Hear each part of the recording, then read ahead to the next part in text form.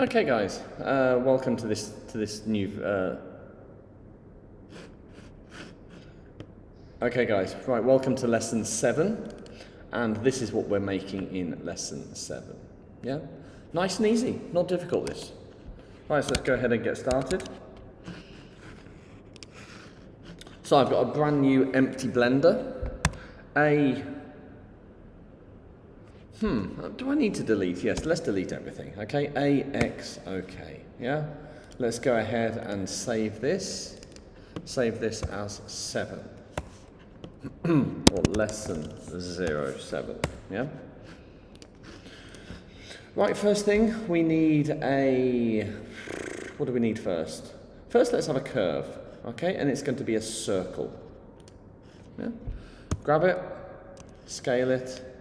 And we want it about that big. What is that? 14 meters. Okay, let's make it a nice even 15 meters. We want a camera. To initialize our camera, Option G, Option R. Okay, that gets it pointing down. Our camera is going to follow our circle. So I've gone into Object Constraints, Follow Path, and we are going to follow our Bezier circle. Now we need to change this to -z and y. Okay, don't ask me why we need to change them to those, but we do. Yeah, so -z and y. Okay, good. We also need a monkey. Okay, now we have a monkey. It's called Suzanne. Now, where's Suzanne gone?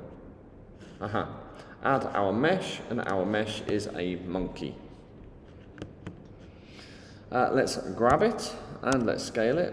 Make him a little bit bigger, or her a little bit bigger.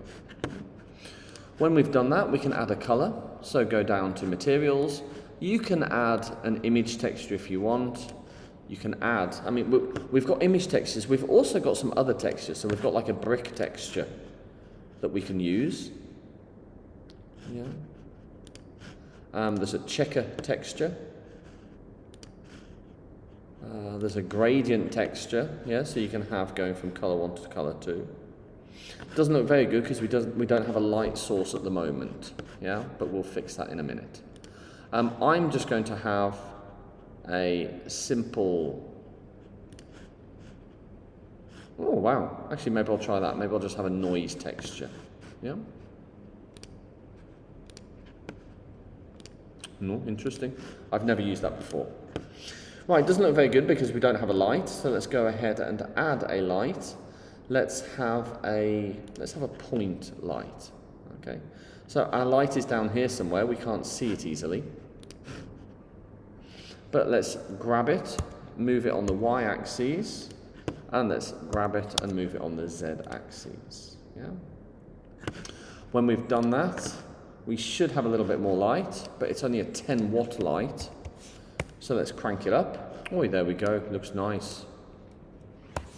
5,000. Okay, now we don't see the colors as much. Okay, so 1,000. Yeah, good. Can I do anything else with these colors? Make it a bit rougher. Scale it. Okay, interesting. Detail. Nice. Yeah, I've never used this before. Make it metallic. Oh, yes. Oh, I like that. If we want, we can shade smooth, but I'm not sure that that's better. So I'm going to leave it like that. Yeah? Right, good. Now, we're almost done, actually. Yeah. So our camera is going to move, and our camera is going to track to this Suzanne. So select your camera.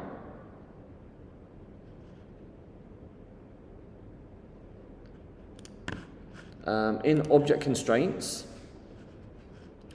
it's going to follow the curve, yes. And we need another object constraint. It's going to track to, and it's going to track to Suzanne. And as soon as we do that, the camera points at Suzanne. Yeah? We can click on our camera properties, change our focal length so that we can see a bit more of Suzanne. And that looks good. Right, okay, now we've got a bit of a problem because we need to animate this, this camera around the curve. But how do we do that? Yeah, because, I mean, we've got keyframes here, and we can have a location keyframe there, and then we go to the end, yeah, let's say approximately frame 200.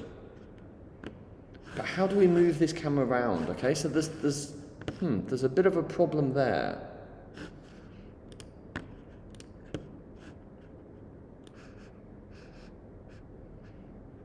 And the answer is here. Yeah? So in our object constraint properties, we have this offset. So we can have it at 0. Let me delete that keyframe, because that's going to confuse things. So there's X and delete that. Let's go back to the start. Yeah? Offset 0, I'll have a keyframe there. And then here, at frame 200, I'm going to move this around. So it's going to come right back to where it started, which I know is 100, and then I'm going to have a keyframe there. Yeah? We can put this in something that's called an empty, but it's not actually necessary for this. Right, we press play. It's always looking at Suzanne because that's our track 2, and it's following our path. If we look at it through our camera, we are almost done. Yeah, nice short lesson, this one. Now, we don't have the full Suzanne in view. We can change that by just adjusting our focal length. 25. Yep, 25. Something else that's quite cool that we can do, we can grab this, move this up a little bit. Now the camera is still going to focus on our Suzanne. So even though we've raised the height of our Bezier circle, now it's kind of looking down on her. Yeah. And the same, we can grab it, we can move it down, yeah, and it's still going to look. Yeah, fine. Or something that's kind of cool.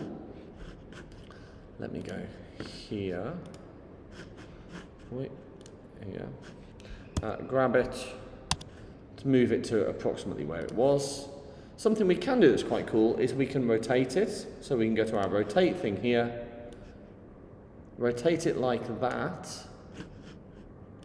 Any sort of angle that you want. And then when we play our camera, we get a kind of nice effect. Yeah. Looks good. Looks good. And that's all there is in this lesson. Yeah? So we've added a Bezier curve, a camera that follows it, we've got our monkey.